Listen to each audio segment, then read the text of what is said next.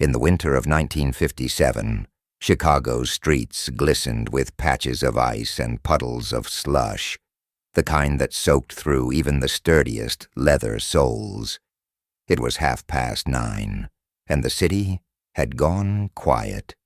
Most folks were tucked into their warm homes, radios humming low with jazz or talk shows, windows glowing with golden lamplight, but not George Miller. George was trudging his way home after a late shift at the garment factory on Halsted. The streetlights buzzed overhead, casting soft halos in the misty dark. His long overcoat hung heavy from the wet. He took the shortcut, as he always did, through the narrow alley between the old bakery and the boarded-up Five and Dime on Sycamore Street. That alley had always made him uneasy, though he wouldn't admit it out loud. Something about it, the way the shadows clung too tightly to the brick walls, the way the air turned still and quiet in a city that never stopped moving, unsettled him. But tonight, it felt different. Tonight, he was being watched. He felt it in his neck first, that prickling sensation, like invisible fingers grazing just beneath the skin. He stopped halfway through the alley and looked back. Nothing but shadows and the faint outline of an overflowing trash bin. A cat, maybe.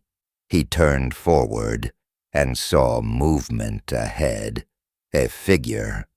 "Hey," George called, voice low but steady. "You need something?" No response. The figure didn't move, didn't flinch, just stood there, small, thin, looked almost like a boy. George squinted, heart starting to drum in his chest. "You all right, kid?" Still nothing. George took a step closer, his breath visible now in the cold air.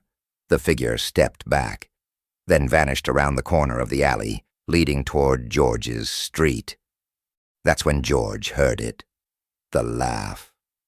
High, soft, though like a child playing hide-and-seek, but not joyful, hollow, echoing like it came from far away.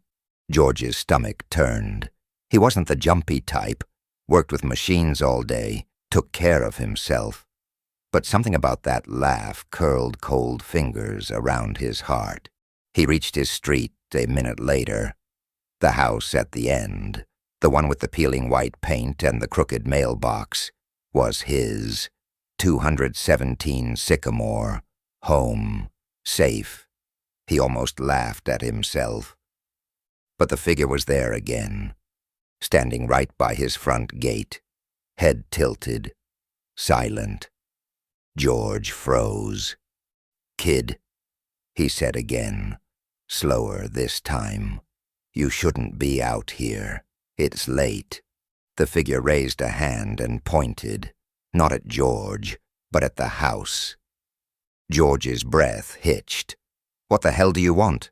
The boy slowly stepped onto the path leading to the front door, and as he passed under the porch light, George saw his face, pale, eyes hollow like burnt-out sockets, and the skin blistered and red like melted wax.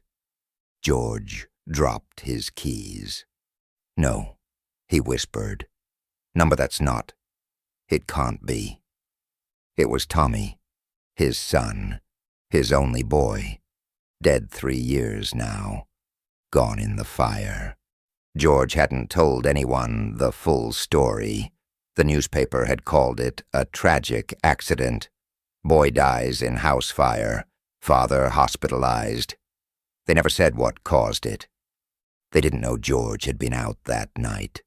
Not at work, not at the market, at Callahan's pub, a few too many bourbons deep. He'd left the stove on, thought he'd be back before long, but the drink had held him, anchored him to the bar stool while the fire took his boy. He remembered waking up to the flames through the smoke-stained haze. Firefighters dragging him out. Someone shouting, "There's a child inside." But by then, it was too late. Tommy had been 8. George never forgave himself. Now, the boy was back. "Tommy," George croaked, tears welling in his eyes. The boy turned his head slowly. His mouth opened, but the voice that came out wasn't a child's. It was distorted, heavy, like the wind pushing through broken glass. "You let me burn." George backed against the gate, shaking. "I didn't mean to. I didn't know. I never meant for it to happen." Tommy, or the thing wearing Tommy's face, took another step. "You were supposed to keep me safe. I was sick. I wasn't right. I thought I turned it off. I swear to God, I thought I turned it off." Flames flickered suddenly inside the house. Just for a second. Through the front window he saw fire crawling up the curtains, but when he blinked, it was gone. "You said you'd only be gone a minute." George fell to his knees. "I would give anything to trade places with you." The boy paused, then smiled, the kind of smile that didn't reach the eyes. "Then let's trade." The ground beneath George turned icy. He heard a crack, like splitting wood. A sudden heat swept over him, hotter than fire, hotter than pain, and then silence. The next morning, neighbors gathered on the sidewalk. George's house had caught fire again, just like 3 years ago. The same room, the same stove. Only this time, when the firemen burst in, they found a man's body curled in the corner of the kitchen, burned beyond recognition. Odd thing was, the door was locked from the inside. No signs of struggle, no faulty wiring. The coroner said it was an accident, just like before. But old Mrs. Turner from across the street swore she saw something strange before the flames started. Said she saw a small boy walking away from the house, alone, dressed in pajamas and holding a toy airplane. The same toy Tommy Miller used to carry. The same one they never found in the ashes the first time. The end.